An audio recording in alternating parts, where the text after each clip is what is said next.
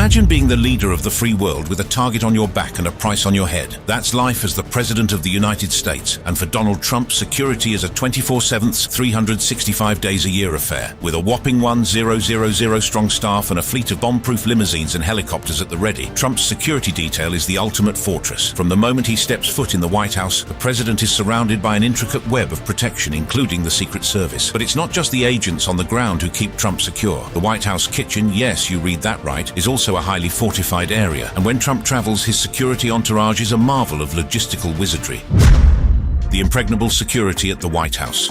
When conversations about the world power blocks come up, it's a given that the United States of America takes a top spot. This inadvertently means that whoever sits at the helm of powers in one of the world's largest economies never does anything ordinary. From making the biggest decisions to everyday living, President of the United States stays guarded and surrounded by the best security detail. When President Donald Trump took over power back in 2016, he was used to living life out of the ordinary. However, being the president was a different ballgame. Every form of luxury or privilege he previously enjoyed doubled as he became aware of when he moved into the White House with his family. The White House is the iconic symbol of American leadership. It is not just a residence and workplace for the president. It's a fortress equipped with state-of-the-art security measures that are as fascinating as they are formidable. At the forefront of these defenses are the state-of-the-art infrared sensors. These sensors are nothing short of technological marvels, capable of detecting even the faintest heat signatures. They cover the entire White House compound, extending their invisible reach across the sky and beneath the ground. This means that whether it's the dead of night or the brightest day, no one can approach the White House undetected. The sensors are so sensitive that they can distinguish between a human intruder and the harmless wildlife that roams the grounds, such as birds and squirrels. However, their precision is not without its quirks. There have been instances where the security team has been alerted to a potential threat, only to find a curious squirrel or a stray cat. Despite these occasional false alarms, the infrared sensors provide an invaluable layer of security, ensuring that any genuine threat is swiftly identified and addressed. Complementing the infrared sensors are the formidable surface-to-air missiles. The airspace over Washington, D.C. is a strict no-fly zone, and any unauthorized aircraft that ventures too close to the White House is met with an immediate and decisive response. The closest major airport, Ronald Reagan National Airport, is located in Virginia, and any aircraft not on a predetermined flight path is given a stern warning. However, this is not a game of baseball. There are no three strikes. One warning is all it takes, and failure to comply results in the activation of the White House's surface-to-air missile defense system. This system is not a solitary unit, but a network of missile launchers strategically placed around the compound, ready to intercept any airborne threat from any direction. While the exact locations of these missile systems are classified, rumors have long circulated about the presence of the high-tech Avenger missile defense system on the roof of the White House itself. Whether or not these rumors hold true, what is certain is the presence of advanced laser systems that scan the skies for potential threats. These lasers can detect airborne objects from up to a mile away, providing ample time for the necessary air defense systems to be activated. The perimeter defenses of the White House extend beyond the skies. On the ground, a robust steel fence encircles the compound, standing as a silent sentinel against intruders. This fence is not just a physical barrier, it is equipped with pressure-sensing technology that alerts security personnel the moment it is touched. Standing at 11 feet tall, the fence is designed to deter climbers with its sharp-pointed ends, but the fence is just the beginning. Vehicle barriers made of concrete and steel are strategically placed to prevent any unauthorized vehicles from breaching the perimeter. These barriers are capable of stopping a speeding car dead in its tracks, acting as a modern-day moat around the White House. Surveillance is another critical component of the White House's security apparatus. The compound is monitored by a network of high-resolution cameras that provide a comprehensive view of the grounds. These cameras are equipped with night vision capabilities, ensuring that the security team has eyes on every corner of the property, regardless of the time of day. The surveillance system is complemented by drones that provide a bird's-eye view of the compound, ready to intercept any unauthorized aerial vehicles. These perimeter defenses and surveillance systems create an impenetrable shield around the White House. The screening and vetting process for visitors to the White House is another essential component of internal security. While the White House welcomes approximately 30,000 visitors each day, only a select few are granted access to the interior. Those wishing to tour the White House must submit their applications at least 21 days in advance, allowing security personnel ample time to conduct thorough background checks. This process involves scrutinizing the applicant's employment history, previous addresses, criminal records, and any affiliations with groups that may pose a security risk. The goal is to ensure that only individuals who pose no threat to the president or the First Family are allowed allowed inside. Even those who pass the screening process are subject to strict security protocols during their visit. Guided tours are conducted under the watchful eyes of high-level security guards, and many areas of the White House remain off-limits to visitors. At the core of the White House's security apparatus are the specialized personnel and emergency protocols that ensure the president's safety under any circumstances. The Secret Service stands as the first and last line of defense, a highly trained and dedicated team whose mission is to protect the president, the First Family, and the White House itself. Established in 1865, the Secret Service has evolved into an elite force, renowned for its expertise and unwavering commitment. These agents undergo rigorous training, preparing them for a wide range of scenarios, from a simple breach of the White House lawn to a full-scale nuclear attack. Their training includes simulations of potential threats, ensuring they are ready to respond with precision and efficiency at a moment's notice. The Secret Service operates with a level of vigilance that is unparalleled. Agents are strategically positioned throughout the White House, both visible and hidden, creating a comprehensive security net. For every agent seen patrolling the grounds, there are two more operating covertly, ready to spring into action if needed. This layered approach ensures that any potential threat is quickly identified and neutralized. The Secret Service also extends its protection beyond the White House, accompanying the president on all travels and ensuring that they are never more than 10 minutes away from a trauma center. In addition, agents carry bags of the president's blood type, prepared for an emergency transfusion if necessary. Complementing the Secret Service are the White House's guard dogs, an integral part of the security team. These dogs, primarily Belgian shepherds, are trained to detect and deter intruders with remarkable speed and agility. Capable of reaching speeds of 30 miles per hour, they can quickly intercept any unauthorized individual attempting to breach the White House grounds. The dogs undergo a 20-week training program with their handlers, ensuring they are prepared for any situation. Their loyalty and effectiveness were demonstrated in 2014 when two dogs, Hurricane and Jordan, successfully apprehended an intruder who had jumped the White House fence, showcasing their critical role in the White House's security strategy. In the event of a catastrophic threat, such as a nuclear attack, the White House is equipped with a nuclear-proof bunker, providing a secure refuge for the president and key personnel. This bunker, shrouded in secrecy, is part of a network of emergency protocols designed to ensure continuity of government. While details about the bunker are classified, it is known that an underground tunnel was constructed during the Reagan administration in 1987, leading to a subterranean elevator. This tunnel is part of a larger system that includes a secure passageway built during Franklin D. Roosevelt's presidency, connecting the White House to the Treasury. The existence of these facilities was confirmed when President George W. Bush was photographed in the emergency space following the September 11th attacks. In 2010, extensive excavation work was conducted on the White House lawn, leading to speculation about the construction of a new high-tech bunker. The project, which lasted 2 years, remains a mystery, with the White House yet to disclose the specifics of what lies beneath. However, the presence of such a facility underscores the importance of preparedness in the face of potential threats, ensuring that the president can continue to lead the nation even in the most dire circumstances. The White House kitchen is also as crucial as every detail mentioned so far. This aspect of internal security is the protection against potential poisoning attempts. Despite the modern era, the threat of assassination by poison remains a genuine concern. To counter this, the White House employs a team of food testers whose sole responsibility is to ensure that all meals served to the president are safe. This practice, reminiscent of medieval times, involves tasting the president's food before it is served, checking for any signs of tampering or contamination. The importance of this role was highlighted in 2013 when it was reported that President Barack Obama refused to eat at a White House event because his food tester was unavailable. This incident was an eye-opener about the ongoing vigilance required to protect the president from such threats. The Secret Service also plays a crucial role in this process, overseeing the preparation of meals and ensuring that all ingredients are sourced from trusted suppliers. Every White House chef undergoes a rigorous vetting process before being allowed to prepare food for the president, minimizing the tampering risk. Beyond their primary cooking duties, White House chefs are often tasked with additional, sometimes surprising, responsibilities. For instance, during Barack Obama's presidency, the kitchen staff was asked to brew beer, marking the first time beer was brewed on White House grounds. This task required the chefs to adapt and innovate, using ingredients grown in the White House garden to craft a unique presidential brew. Another whimsical yet essential duty is the creation of the annual White House Gingerbread House. This tradition, which involves constructing an elaborate confectionery masterpiece, showcases the chef's artistic talents and adds a festive touch to the holiday season. The Gingerbread House is displayed in the state dining room, where it is admired by thousands of visitors each year.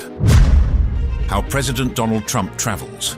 Moving through the life of the United States President, one might view this as the ultimate life of privilege at first glance. However, it is pertinent to note that uneasy lies the head that wears the crown. Like many presidents before him, Donald Trump has access to some of the highest levels of luxury, but at the heart of it all lies protection. The president has to be alert at all times, and this especially includes when he travels. Imagine a world where every journey is a high-stakes operation, where the leader of the free world moves with an entourage that rivals a Hollywood blockbuster. From the iconic Air Force One soaring through the skies to the armored fortress known as the Beast cruising the streets, the President of the United States travels with unmatched security and precision. But what really goes on behind the scenes? How does the most powerful person on the planet navigate the globe with such seamless efficiency? The history of presidential transport is a journey through time, reflecting the evolution of technology and the growing demands of the office. In the early days, presidents traveled by horse-drawn carriages and trains, with Abraham Lincoln famously using a train for his inaugural journey in 1861. As the 20th century dawned, the advent of automobiles brought a new era of mobility. President William Howard Taft was the first to embrace this innovation, replacing the White House stables with a fleet of cars in 1909. The skies opened up for presidential travel during Franklin D. Roosevelt's administration. In 1943, Roosevelt became the first sitting president to fly, using a Boeing 314 Clipper to attend the Casablanca Conference. This marked the beginning of a new chapter in presidential transport. The need for a dedicated aircraft became apparent, leading to the creation of the first Air Force One, a modified C-54 Skymaster during Harry S. Truman's presidency. The iconic Air Force One we recognize today began its journey with President John F. Kennedy. In 1962, a Boeing 707 was introduced, featuring the now famous blue and white livery designed by Raymond Loewy. This aircraft set the standard for future presidential planes, combining security, communication capabilities, and comfort. The current Air Force One, a Boeing 747, entered service during Ronald Reagan's presidency in the 1980s. This flying White House is equipped with state-of-the-art technology, allowing the president to manage crises and communicate with world leaders from anywhere in the world. The Secret Service works closely with the military to provide a multi-layered security blanket. The Presidential Airlift Group, a unit of the United States Air Force, operates Air Force One. This team ensures the aircraft is always ready and secure, with backup planes available in case of emergencies. The military also provides logistical support, including the use of Marine One, the President's helicopter, which is operated by Marine Helicopter Squadron 1. This helicopter is often used to transport the President from the White House to Andrews Air Force Base, where Air Force One is stationed. As technology continues to advance at a rapid pace, the future of presidential travel is poised for remarkable transformations. The current Air Force One, a Boeing 747, is already a marvel of engineering, equipped with cutting-edge communication systems and defensive capabilities. However, plans are underway to replace it with a new generation of aircraft that promises even greater advancements. The next Air Force One, expected to be a modified Boeing 747-8, will feature state-of-the-art technology designed to enhance security and efficiency. This includes advanced avionics, improved fuel efficiency, and enhanced defensive systems. The new aircraft will also incorporate the latest in communication technology, ensuring the president remains connected to the world at all times. The motorcade is another critical component of presidential travel. It includes the Beast, the president's armored limousine, which is designed to withstand various threats. The motorcade is accompanied by a fleet of support vehicles, including Secret Service SUVs, an ambulance, and a communications vehicle. The route is carefully planned to minimize risks, with alternative routes ready in case of unexpected developments. As the years passed, the motorcade evolved to meet the increasing demands of security and communication. The assassination of President John F. Kennedy in 1963 was a pivotal moment that led to significant changes in the motorcade's design and operation. The open-top limousine that Kennedy rode in was replaced with heavily armored vehicles, and the Secret Service began implementing more rigorous security measures. The presidential motorcade is not just about the limousine, though it is undoubtedly the centerpiece. Known as the Beast, the presidential limousine is a custom-built Cadillac that is designed to withstand a wide range of threats. It is equipped with bulletproof glass,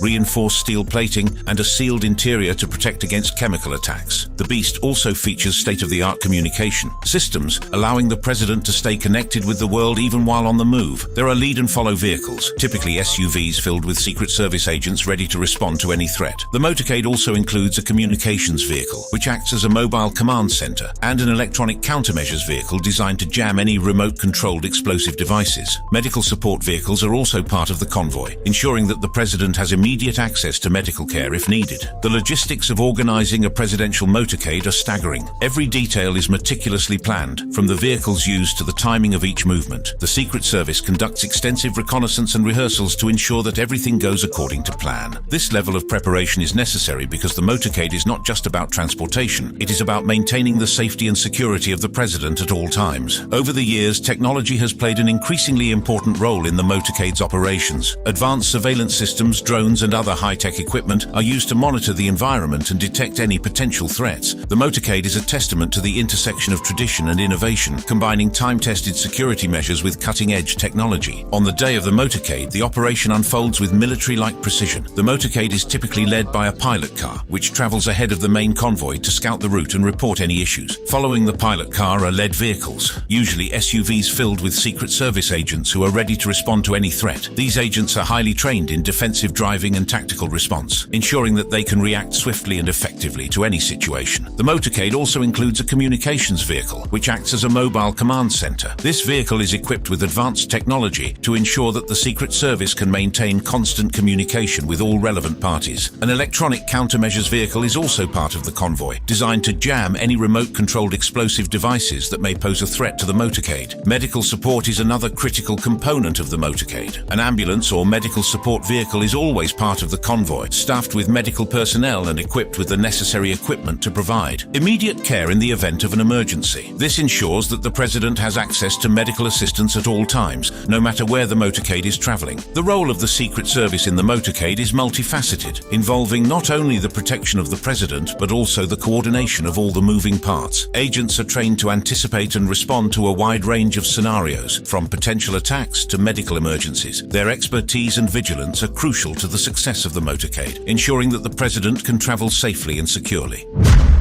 The healthcare system of the White House.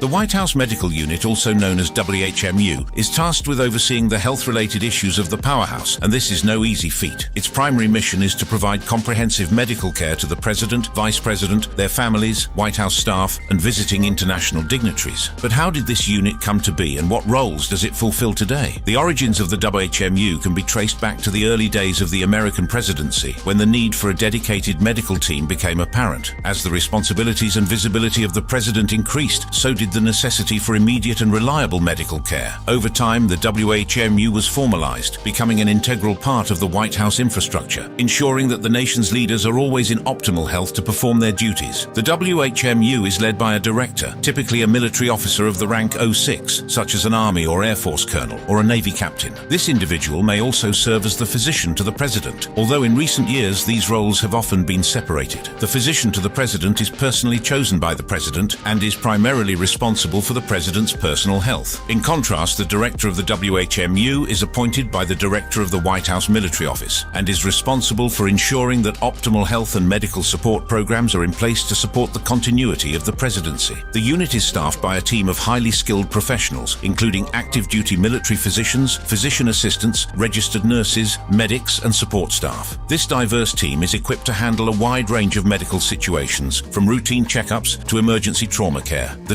WHMU staff are board certified in fields such as emergency medicine, family medicine, and internal medicine, with additional certifications in trauma care and cardiac life support. This ensures that they are prepared for any medical scenario that may arise. One of the most critical roles of the WHMU is its involvement in medical contingency planning. This includes preparing for every presidential or vice presidential trip by developing detailed medical contingency plans. The goal is to ensure that the President is never more than 20 ground minutes away from a hospital with a high-level trauma center. If this is not possible, the WHMU, in collaboration with the White House Military Office and the United States Secret Service, ensures that a military helicopter is on standby, ready to evacuate the President to an appropriate hospital. The WHMU also oversees the mobile medical suite aboard Air Force One and Air Force Two. Air Force One is equipped with a full surgical suite, complete with an operating table, 2 beds, resuscitation equipment, various medical monitors, and a full pharmacy. This ensures that the President has access to top-tier medical care, even while traveling. Air Force Two, which serves the Vice President, contains a first aid unit, an automated external defibrillator, oxygen tanks, and limited pharmaceuticals. In addition to these roles, the WHMU is responsible for advising the President's cabinet on the President's ability to discharge the powers and duties of the office, as outlined in the 25th Amendment to the United States Constitution. This places the WHMU at the heart of critical decisions regarding the nation's leadership, underscoring its importance in the continuity of the presidency. The staffing levels of the WHMU have varied varied over the years. From 1993 to 2001, the unit comprised 20 staff members. This number increased to 22 in 2001, and by 2010, the WHMU had expanded to 24 staff members. As of 2012, the unit included 5 physicians and 3 medics, with 6 registered nurses serving 2-year terms. These nurses are trained and certified in emergency care, resuscitation and trauma care, ensuring that they are ready to respond to any medical emergency.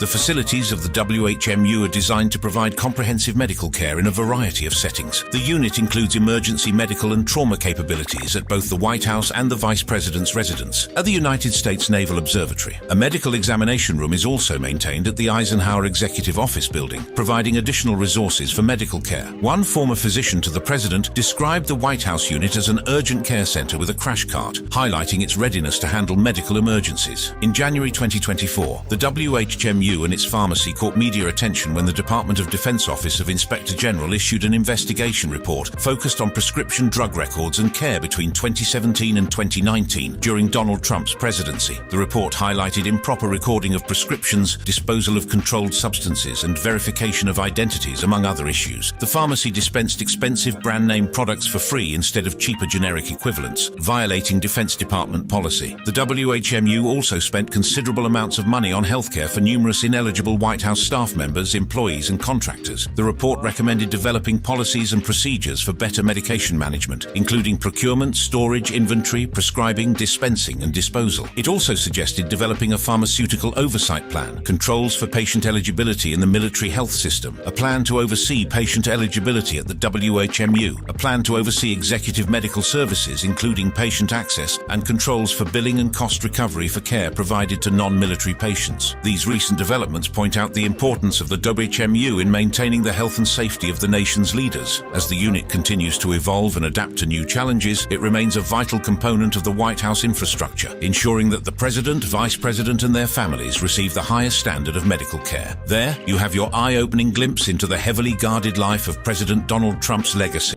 With you at my side, we will demolish the deep state. We will expel the warmongers from our government. Donald Trump is not new to controversy and making the most outrageous statements, as that is on brand for him. However, his most recent statement was one that sent shockwaves through the political landscape. In a recent interview, the former U.S. president made a bold statement, declaring that he would go to war if he were to be re-elected in 2024. This statement has sparked intense debate and speculation about his motivations and the potential consequences of such a decision. So prepare for a captivating journey into the mind of one of the most controversial figures in modern politics. Trump's statement. 2024. We have no idea how important it is. It's our final battle. It's our final real big battle. With you at my side, we will demolish the deep state. We will expel the warmongers from our government. We will drive out the globalists. We will cast out the communists, Marxists, and fascists.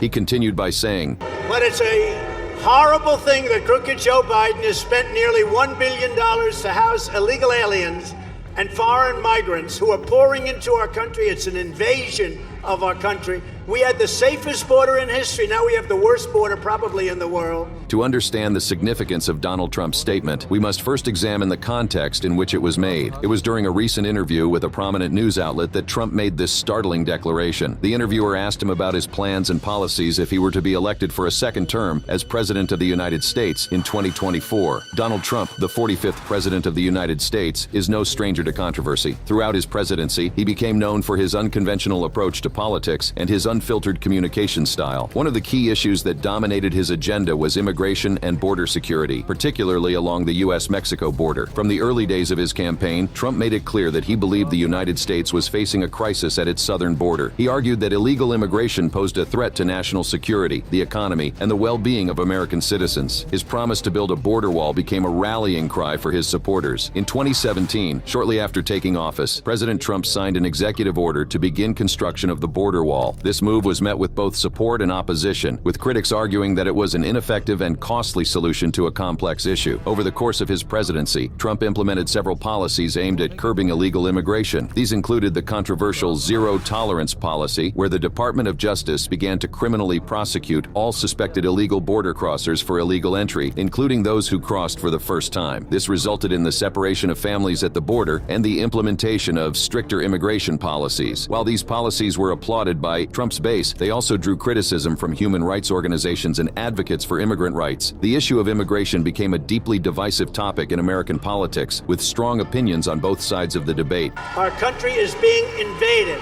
Following the Eisenhower model, we will use all necessary state, local, federal, and military resources to carry out the largest domestic deportation operation in American history. Trump's statement about going to war if re-elected can be seen as an extension of his hardline stance on border security. He believes that deploying military forces to the U.S.-Mexico border would be a necessary step to protect the nation's sovereignty and ensure the safety of its citizens. One of the key motivations behind Trump's statement is his deep concern about illegal immigration and border security. Throughout his presidency, he consistently argued that a strong border is essential to protect American citizens and national security. Trump believed that the U.S.-Mexico border was a major entry point for illegal immigrants, drugs, and criminal activities. By promising to go to war and deploy the military to the border, Trump aimed to send a strong message that the United States would not tolerate illegal immigration and would take aggressive measures to secure its borders. He believed that a show of force would act as a deterrent and discourage individuals from attempting to cross the border illegally. Another factor that may have influenced Trump's statement is his desire to appeal to his base of supporters. Throughout his presidency, Trump cultivated a strong following of individuals who were drawn to his tough stance on immigration. By making such a bold declaration, Trump aimed to rally his base and maintain their support. It is important to note that Trump's approach to immigration and border security has always been a polarizing topic. While his supporters praised his efforts to secure the border, critics argued that his policies were inhumane and ineffective. Trump's statement about going to war further intensified the divide, with some viewing it as a necessary measure and others as an extreme and unnecessary escalation. However, it is crucial to consider the feasibility and legality of deploying the military to the U.S.-Mexico border. The Posse Comitatus Act, a federal law, restricts the use of the military for civilian law enforcement purposes. Any decision to deploy the military would need to navigate these legal challenges and carefully evaluate the potential consequences. Deploying the military to the U.S.-Mexico border would undoubtedly have significant implications, both domestically and internationally. One of the immediate consequences would be the strain it puts on the relationship between the United States and Mexico. The deployment of troops to the border could be seen as an aggressive and provocative move, potentially leading to diplomatic tensions between the two countries. Furthermore, the deployment of the military raises concerns about the militarization of border security. Critics argue that relying on the military to enforce immigration policies blurs the line between national defense and domestic law enforcement. It could set a precedent for the increased use of military force in civilian matters, which goes against the principles of a democratic society. Another implication is the potential impact on the lives of individuals living along the border. The presence of the military could disrupt communities, create a climate of fear, and lead to a violation of civil liberties. It could also strain relationships between Border Patrol agents and local law enforcement agencies, as their roles and responsibilities may become blurred. Additionally, the financial cost of deploying the military to the border should not be overlooked. The allocation of resources and funds to support a military presence could divert resources from other pressing issues, such as healthcare, education, and infrastructure. It raises questions about the most effective and efficient use of taxpayer money. Moreover, the deployment of the military to the U.S.-Mexico border would need to navigate legal challenges. As mentioned earlier, the Posse Comitatus Act restricts the use of the military for domestic law enforcement purposes. Any decision to deploy troops would require careful consideration of the legal framework and potential constitutional implications. Lastly, it is important to consider the potential impact on the perception of the United States on the global stage. The deployment of the military to address immigration issues could be seen as a departure from traditional American values and a shift towards a more isolationist approach. It could strain relationships with allies and impact the country's standing in international affairs. Implications and reaction.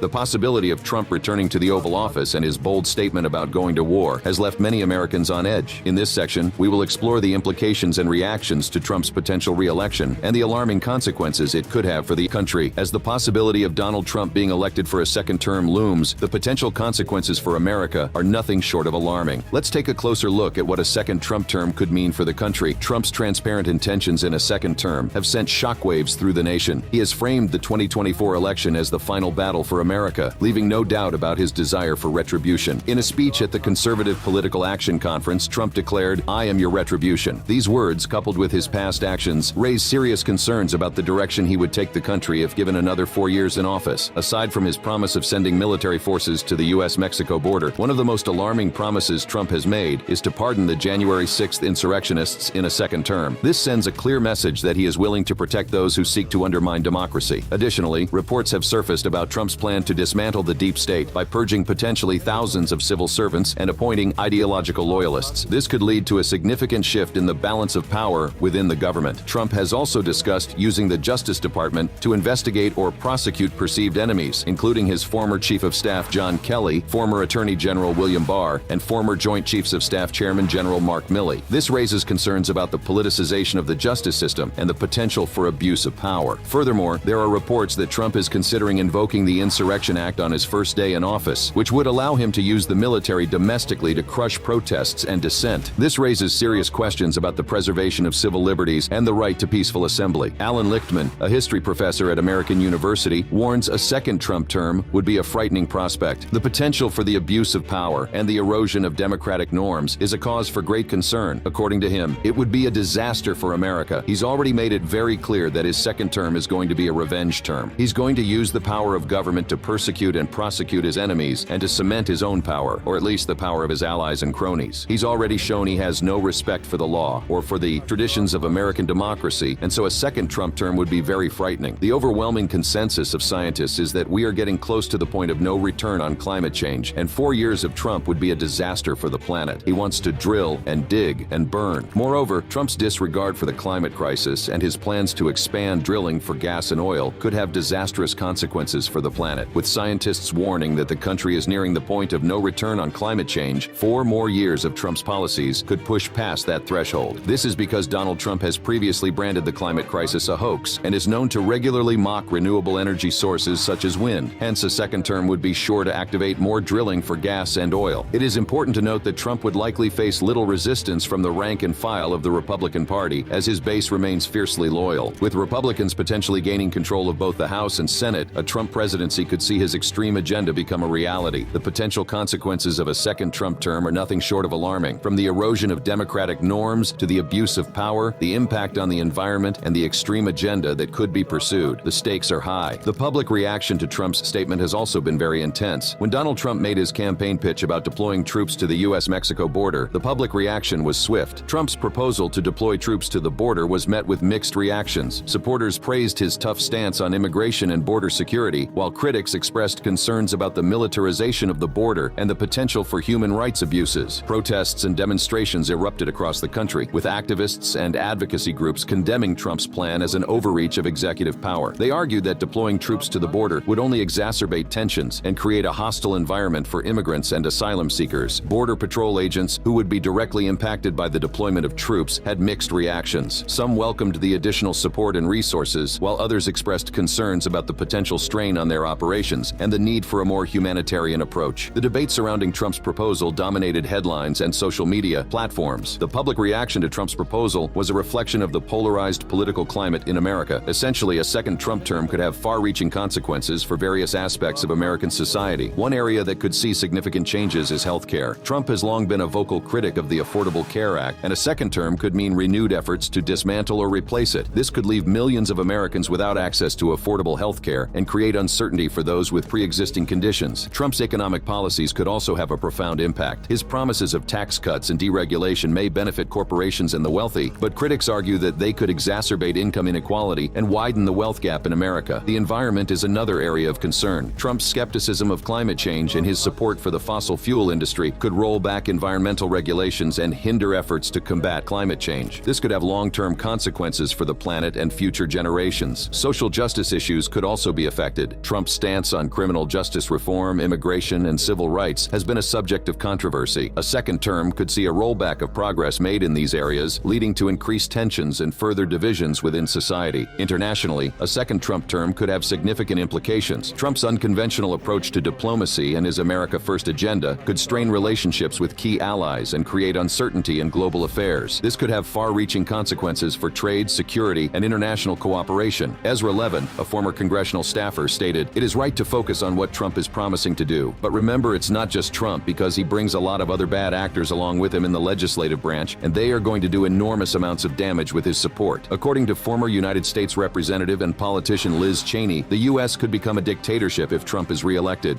What would a second Donald Trump term look like?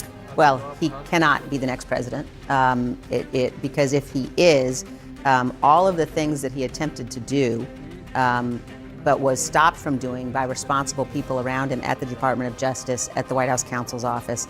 All of those things he will do. Cheney warned Americans, saying, "I think it's a very, very real threat and concern. And I don't say any of that lightly, and frankly, it's painful for me as someone who has spent her whole life in Republican politics, who grew up as a Republican, to watch what's happening to my party and to watch the extent to which Donald Trump himself has basically determined that the only thing that matters is him, his power, and his success." Cheney said it's naive for Americans to think the country would survive another Trump presidency. So far, Donald Trump has managed to escape cross-examination of his policy agenda by skipping all 3 Republican primary debates so far. But he has given plenty of clues in campaign rallies and online announcements that his second term would make the first look almost modest and moderate by comparison. Overall, the implications of a second Trump term on American society are vast and multifaceted. From healthcare and the economy to the environment and international relations, the choices made in the upcoming election will shape the future of our nation. Trump's crackdown on immigration. As stated earlier, one of the hallmarks of Trump's administration during his time as President of the United States was his crackdown on immigration. Therefore, his statement of going to war by sending military forces to the U.S.-Mexico border doesn't come as a surprise. In January 2019, under the administration of U.S. President Donald Trump, a controversial program called the Remain in Mexico program, officially known as the Migrant Protection Protocols, was initiated. This program aimed to address the influx of asylum seekers at the Mexico-United States border. However, its implementation and consequences would soon shock the world. The Remain in Mexico program sent asylum seekers back to Mexico to await their immigration court hearings, effectively forcing them to face the risks of kidnapping, extortion, rape, and other abuses in Mexico. This policy violated their right to seek asylum in the United States and raised serious concerns about their safety and well-being. While the Trump administration argued that the program was necessary to address the overwhelming number of asylum claims, human rights organizations and advocates raised alarm bells about the potential violations of human rights and the dangers faced by vulnerable individuals and families. The initiation of the Remain in Mexico program marked a significant turning point in the U.S. immigration policy, as it shifted the responsibility of processing asylum claims to Mexico, a country already grappling with its own security and humanitarian challenges. The program's implementation and its effects would soon become a subject of intense scrutiny and controversy. The implementation of the Remain in Mexico program had dire consequences and raised serious human rights concerns. Asylum seekers forced to wait in Mexico faced numerous risks and abuses, often with little to no protection. This morning, a border battle brewing.